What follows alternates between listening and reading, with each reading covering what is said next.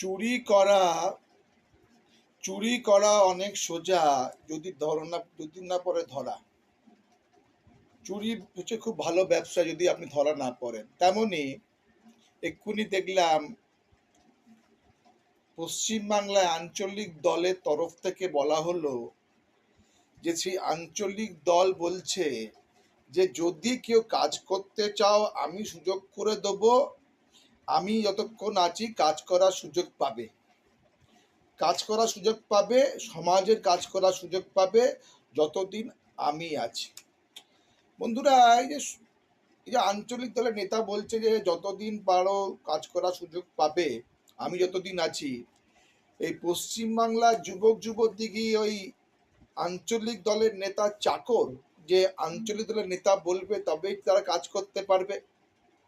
যার গায়ে চুরির শব্দ আছে, যার টাকা ইডি থেকে টাকা তুলে নেওয়া হয়েছে, টাকাকে বাজেয়াপ্ত করা হয়েছে, সেই চোরের পাল্লায় পড়ে কি বাঙালি ছেলে মেয়েরা কি তার পাল্লায় পড়বে?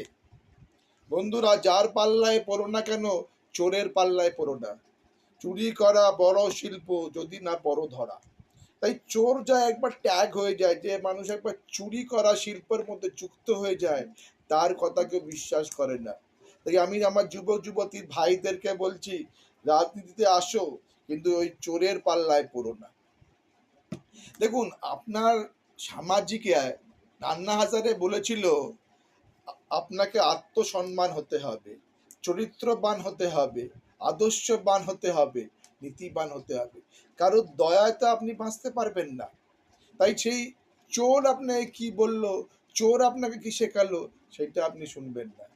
তাই বন্ধুরা, যারা যেই আদর্শে বিশ্বাস করো, কেউ রামের আদর্শে বিশ্বাস করে, কেউ লেনিনের আদর্শে বিশ্বাস করে, কেউ গান্ধীর আদর্শে বিশ্বাস করে, সেই আদর্শটাকে মেনটেন করুন। চোরের আদর্শ মানবেন না। চোরের কথা, মানে চোরের কিন্তু বড় বড় কথা শোভা পায় না, যেখানে চোররা রন্দে রন্দে পরিবার বাদ ঢুকিয়ে দিচ্ছে।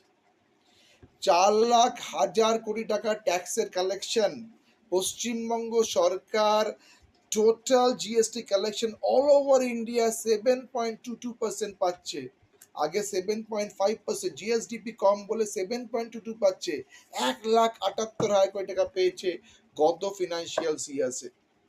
এই যে 4 লাখ হাজার কোটি টাকা, 1,00,000 দেনা ধার করে এই টাকাটাকে যে কন্ট্রোল করে চুরি করা, এদের পাল্লায় কিন্তু পড়বেন না। রাজনীতি করতে হবে এমন কোনো কথা নেই, দূরে থেকেও করা যায়, কিন্তু চোরের পাল্লায়